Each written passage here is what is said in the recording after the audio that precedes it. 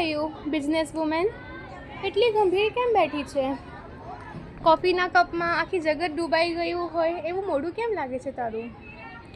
અરે શું કહું હું તને, ક્યારેક મને એવું લાગે છે કે મેં જે આ બિઝનેસ શરૂ કર્યો છે ને એ બહુ મોટી ભૂલ કરી.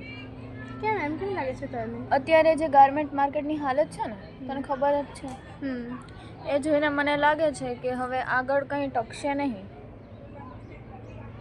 ખૂબ ગંભીર પરિસ્થિતિ આવવાની છે. અરે તો તું હિંમત હારી ગઈ? શું થયું એ તો જણાવ મને. પેમેન્ટ અટકાઈ ગયું છે? સ્ટોક અટકાઈ ગઈ છે? બંને. અત્યારે માર્કેટમાં ઉઘરાણી ચાલી રહી છે. જે વેપારીઓને માલ આપ્યો હતો તેઓ કહે છે કે માંદી ચાલે છે, અને બીજી બાજુ ઓનલાઈન પ્લેટફોર્મ્સ પર લોકો પાગલ થયા છે. દુકાનેથી વસ્તુ નથી ખરીદતા, તેઓ ઓનલાઈન શોપિંગ કરે છે, જેનાથી મારે ધંધો નહીં ચાલતો. આવક ઓછી છે અને ખર્ચો વધતો જાય છે. જો ધંધામાં તેજી અને માંદી સિક્કાની બે સાઈડ થાય છે. તું તારી સ્ટ્રેટેજી બદલ એવું વિચાર્યું છે તને? શું બદલું? સારામાં સારું મટીરિયલ વાપર્યું છે મેં, સારી ગુણવત્તા આપી છે અને વ્યાજબી ભાવે વસ્તુ વેચી છે. પરંતુ લોકો ઓનલાઈન પ્લેટફોર્મ્સ તરફ આકર્ષી રહ્યા છે. તેનો શું ઉકેલ એ ક્યારેય વિચાર્યું છે? લોકો ઓનલાઈન એપ્સ પર એટલા પાગલ થઈ રહ્યા છે, તેઓ વિચારતા નથી કે દુકાનમાંથી જે ગુણવત્તા અને જે વ્યાજબી ભાવે વસ્તુ મળે છે અને જે ગેરંટી સાથે વસ્તુ મળે છે એ ઓનલાઈન એપ્સ પર નથી મળતી. તેમાં ફ્રોડ્સ પણ થઈ શકે છે. પરંતુ આ બધા સોશિયલ મીડિયાના ઓનલાઈન બધા કારણે મારો ધંધો ઠપ થઈ ગયો છે. હું એ હમણાં હિસાબ કરતી હતી ને તો ઘણો લોસ થયો છે મને. તારી પ્રોબ્લેમ પ્રોડક્ટ નથી, તારી પ્રોબ્લેમ પહોંચ છે. તું ત્યાં સુધી નથી પહોંચતી જ્યાં સુધી ઓનલાઈનની તરફ નહીં, તું ઓફલાઈન તરફ ભાગી રહી છે. અત્યારના તું વિચારે છે કે અત્યારના લોકો તારા દુકાને આવે અને તારો પ્રોડક્ટ ખરીદે, પણ એવું નથી થતું ને. અત્યારમાં ઓફલાઈન નહીં, ઓનલાઈનના બધા પીછે ભાગે છે. ફોનમાં ઓનલાઈન તો યુઝ કરીને તારું પ્રોડક્ટને તું વેચાવી શકશે, તને બધું લાભ થશે. તું ફોન યુઝ તો કર ઓનલાઈન.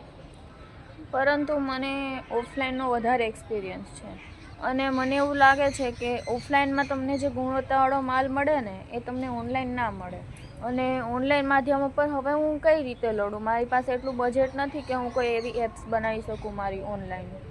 તો તું ચિંતા કેમ કરે છે? હું આઈટીમાં કામ કરું છું, હું તને મદદ કરીશ. તું મને કહે તો શું કરવું છે. સાચે કરીશ? કેમ નહીં કરું? તું મારી મિત્ર છે યાર, હું તારી કેમ મદદ ના કરીશ?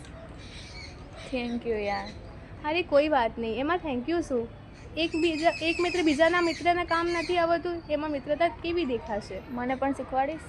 કેમ નહીં? તું મારી ઓફિસમાં આવ અને હું તને શીખવાડીશ. એટલે કઈ રીતે હશે? દેખ, તું પહેલાં ઓફલાઈન યુઝ કરે છે ને, તને ઓફલાઈનના નોલેજ છે સારું. બસ જે તને ઓફલાઈન યુઝ કરે છે તે ઓનલાઈનમાં યુઝ તું કરી શકશે. બસ હું તને કમ્પ્યુટર કેવી રીતે ચલાવવાનું છે હું તને શીખવાડીશ. અને આપણે માર્કેટિંગ કરવું હોય ગાર્મેન્ટ્સનું તો એના માટે શું કરશું? તને માર્કેટિંગ કરવું છે ને, અને તું બેસ્ટ સેલર બનવાનું ઈચ્છે છે. તું વિચારે છે કે ગ્રાહક તારી પ્રોડક્ટને ભાવ આપે, તો તું આ એપ્સ બનાવવી જોઈએ. કે તું અગર કમ્પ્યુટરમાં એપ બનાવે છે ને તો બધાના લાભ તને થશે.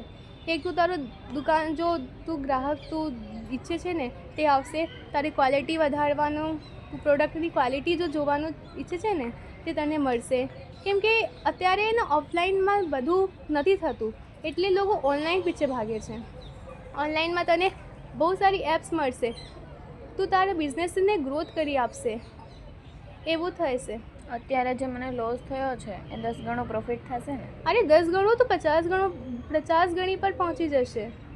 લોકો તારી પ્રોડક્ટને પ્રોફિટ અને તારું ફીડબેક એટલું ઘણું આપશે ને કે તો તને એવું લાગશે કે હું કેવી રીતે મારો બિઝનેસને ગ્રોથ કરું છું. એવું થશે? કેમ નહીં થાય? જરૂર કેમ, પક્કું થશે. તો તું ઓનલાઈન યુઝ કરીને તો જોઈએ શ્રી. તો આપણે આજે જ સ્ટાર્ટ કરીએ. કેમ હું નહીં? આવું શીખવા ઓફિસે. કાહે નહીં? તમે આવશો ને તો તને Okay. શીખાડીશ. ઓકે.